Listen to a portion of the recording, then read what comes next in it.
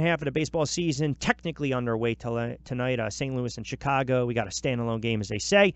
Joining us as he does every Thursday at 12:30. Of course, Steve Gardner does a great job covering baseball for USA Today. Joining us on the Boardwalk Honda Hotline. Steve, how you been, bud? Oh, good. All-Star Week is always exciting and full of fun, and now we've got some trades here as we're heading toward the second half and the deadline. So, yeah, it's a pretty exciting time to be a baseball fan. What did you make of the Dodgers and the O's trade with Machado and the fact that 5 prospects go to the O's? I thought the Dodgers were going to be that landing spot. I'm just curious, do you know how close a team like Philly, the Philadelphia Phillies, were acquiring Machado? There were some conflicting reports and rumors out there that they were still in the running for him as of Sunday night. Yeah, the one thing, the Orioles are notoriously particular about the physicals of players, and we've seen several times trades that almost went through involving Baltimore, canceled at the last minute because of some medical issue.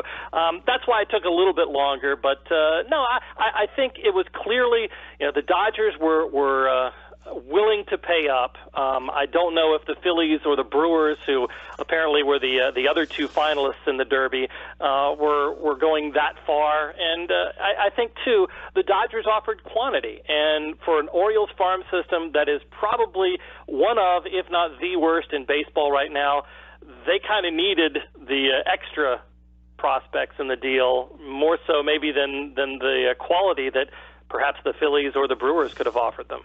I'm curious what your opinion is on this. I said yesterday, it doesn't matter what team lands Manny Machado, whether it was the Dodgers, the Yankees, the Red Sox, the Philadelphia Phillies. The question in the offseason is who can outbid each other? Because ultimately, there's no way, even if Philly would have landed Machado, he's not signing a contract extension during the season. So you go to the offseason, it's basically who's going to throw the most money at him.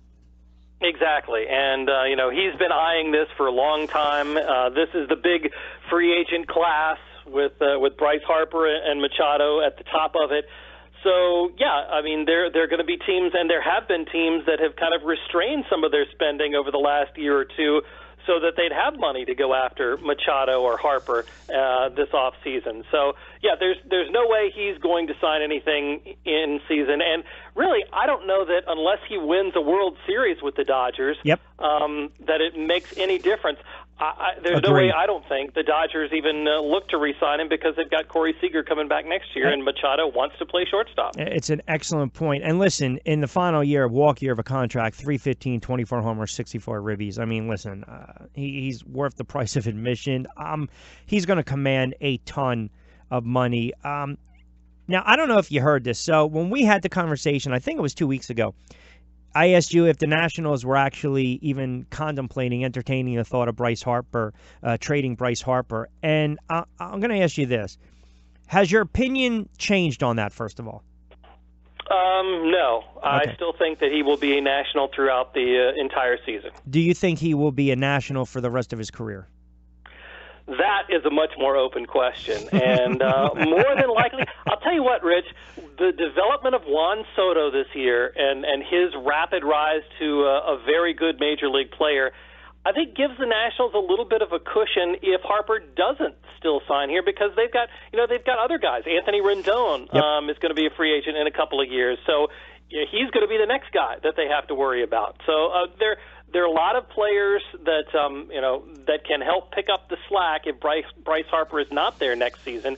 But I do think that because he hasn't had the best of seasons, that maybe the Nationals might stand a better chance of re-signing him this offseason than perhaps they did coming into this year. Well, you kind of read my mind on that one with Soto, so you knew exactly where the path I was taking you. So with that being said, I've listened to some of the comments and some of the quotes from John Middleton, and we know he's that driving force in Philly. We know he's extremely aggressive.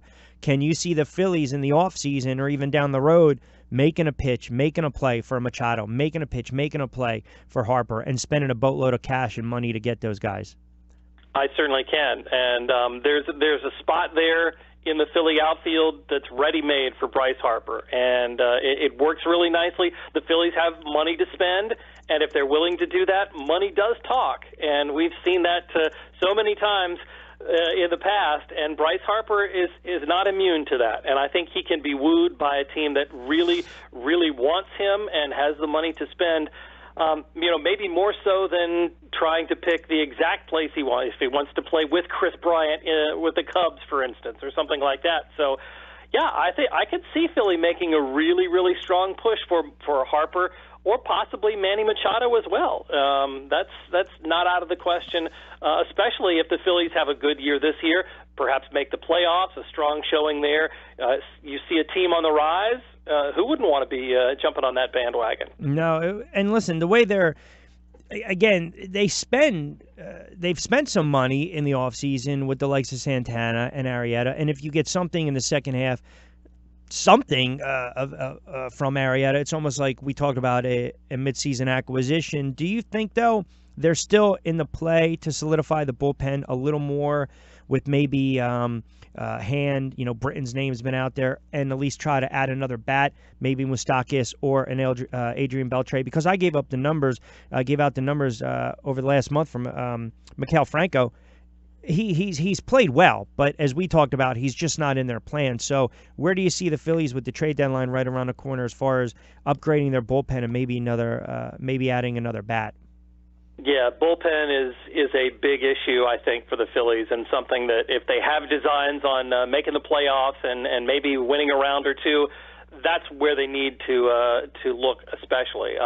Possibly Raisel Iglesias could be a guy that they could target. The Reds are in a rebuild mode, and they can use some young players. Brad Hand already gone now, to Cleveland Indians. Oh yeah, the Indians. Yeah. That was my guy, by the way. That was my guy, Steve. Yeah, it would have been nice. I think he could have certainly gotten in and taken that closer's job and run with it.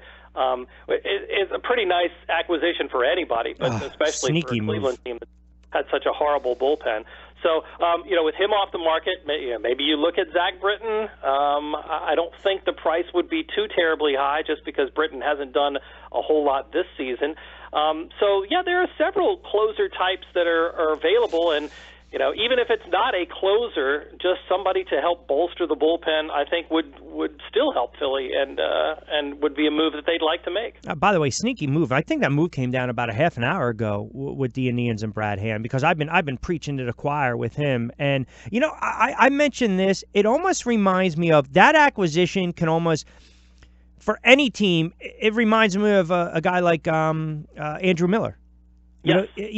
To really kind of get you over the hump. And again, to me, the numbers might not be there. If you look at his numbers here and there, maybe, they've I don't want to say they've slowed up a little bit, but I'm telling you, once the postseason rolls around, you lose Smith, you lost Shaw to free agency, you had some holdovers that have struggled. Cody Allen, you mentioned.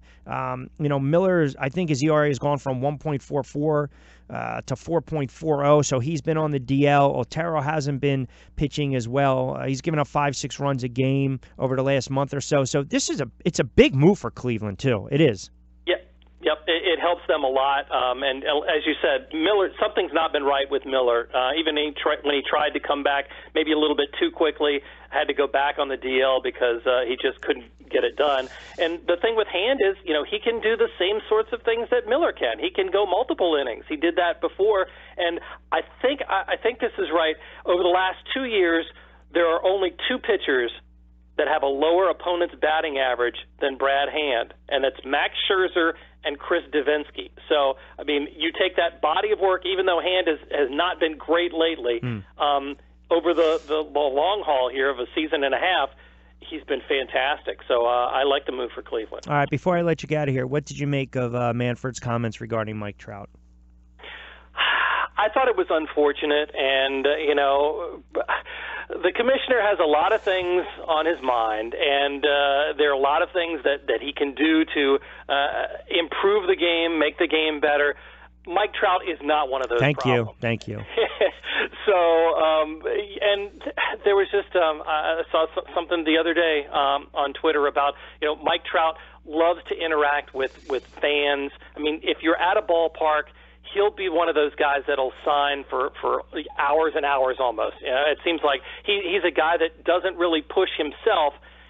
how can you find fault with that? Yep. I think if baseball wants to have maybe the Angels on national TV every so often, I think it would help their brand. I think it would help Mike Trout too. But because he plays for a team that hasn't been in the playoffs, that's why we don't have Mike Trout commercials all over the place. And yeah, I respect the fact that he wants to spend some of his free time with his family and his teammates and getting better. Man, nothing wrong with just going about your business and being a pro's pro. The irony is they have to worry about what happened the other night with the Brewers pitcher on social media, and then you're basically ripping a guy who's not active or as active as you would like him to be. I mean, sometimes there are just guys that just quietly go about their business. He's a generational player. He's an all-time great, and I guess we leave it at that. So, lastly, Josh and I had this conversation yesterday. We were talking about there's so many home runs, there's too many strikeouts in baseball, and guys aren't manufacturing runs, right? And for some reason, we got on the conversation of stolen bases. And my theory, my conclusion is basically the stolen base, it is beyond a lost art. And we were pulling, Steve, you would have loved this. We were pulling up numbers. You have to go back to the Vince Coleman in the NL days to the Ricky Hendersons in the AL days. Your last players, respectively, to have over 100 stolen bases in a season.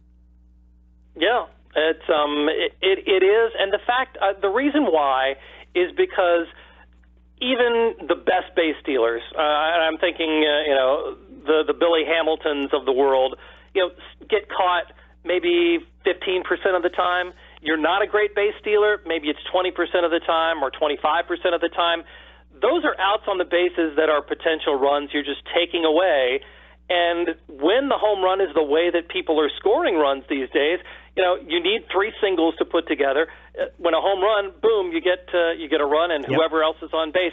It's the opportunity cost there, and it just doesn't make a lot of sense for teams that aren't great contact hitting teams to try and run. So yeah, I think with the changes in the game today, stolen bases are a lost art, but still, speed has its place, and if you can go from first to third on a single or something like that, I think that's where it comes into play rather than just the straight steal. Yep, agree. All right, second half of the season kicks off tonight. Phillies back in action against the Pods as well over the weekend. We'll dive into a little more of the second half and get your predictions as well. We got the trade deadline right around the corner. We'll do that next week. Always great stuff, my friend. Always appreciate it. Enjoy the games this weekend. We'll talk next Thursday. Thanks so much, Rich. Take care. You got it. Be well, Steve Gardner, as always.